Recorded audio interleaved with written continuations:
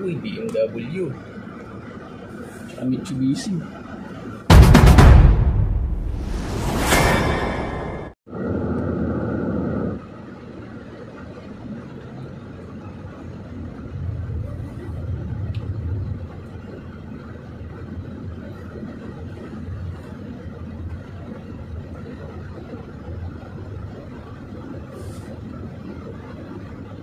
Ako po.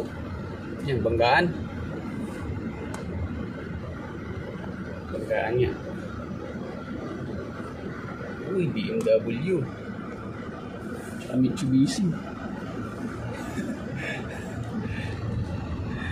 Banggaan dun. So yung banggaan dun mga katigasin, ano yun, ay U-turn. May U-turn kasi yun dun eh.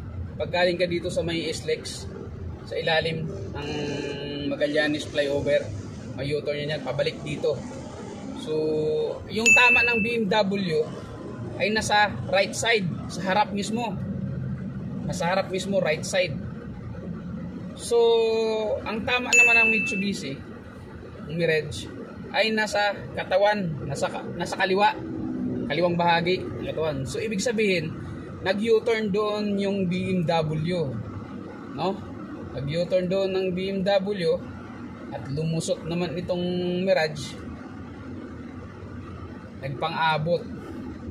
So yun lang yung analyze ko doon, kasi yung tama ng BM sa harap eh, right side eh.